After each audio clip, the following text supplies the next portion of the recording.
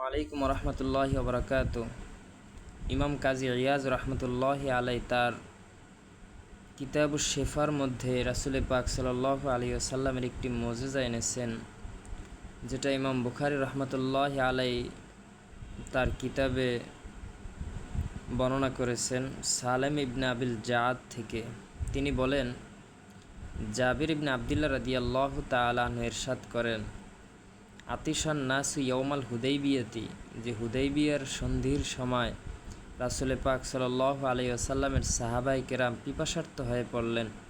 ওয়া রাসূলুল্লাহি সাল্লাল্লাহু আলাইহি ওয়াসাল্লাম বাইনা ইয়াদাইহি রাকওয়াতুন, আর তখন রাসূল পাক সাল্লাল্লাহু আলাইহি ওয়াসাল্লামের সামনে একটা পানির পাত্র ছিল। রকওয়াতুন মানে হলো চামড়ার ছোট পাত্র, যার মধ্যে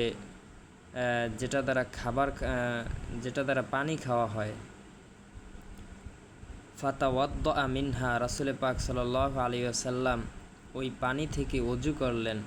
ওয়া আকবালান নাসু নাহওয়াহু, এবং মানুষজন রাসূল পাক সাল্লাল্লাহু আলাইহি ওয়াসাল্লামের কাছে ভিড় জমালেন।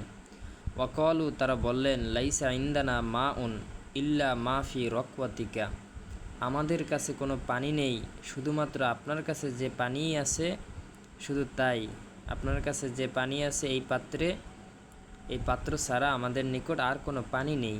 ফাওয়াদাআন নাবিয়্যু সাল্লাল্লাহু আলাইহি ওয়াসাল্লাম ইয়াদাহু, ফলে রাসূল পাক সাল্লাল্লাহু আলাইহি ওয়াসাল্লাম তার হাত মোবারক রাখলেন ফির রকওয়াতি, ওই পাত্রের মধ্যে। ফাজাআলাল মাউ ইয়াফুরু মিন বাইনি আসাবিহি কামসালিল উয়ুন, ফলে রাসূল পাক সাল্লাল্লাহু আলাইহি ওয়াসাল্লামের হাতের আঙ্গুল মোবারক থেকে ঝর্ণার মতো পানি প্রবাহিত হতে লাগলো।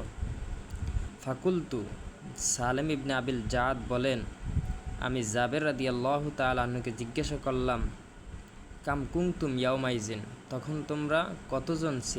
আপনারা কতজন ছিলেন, সংখ্যায় কত ছিলেন? কলা, জাবের রাদিয়াল্লাহু তাআলা আনহু বলেন, লাউ কুন্না মিআতা আলফিন লাকাফানা, তখন যদি আমরা 1,00,000 থাকতাম তবু আমাদের জন্য যথেষ্ট হয়ে যেত ওই পানি। কুন্না খমসা আশারাতা মিআতান, কিন্তু আমরা ছিলাম মাত্র 1500, আমরা সকলেই ওই পানি খেলাম এবং তা দ্বারা উযু করলাম। সুবহানাল্লাহ।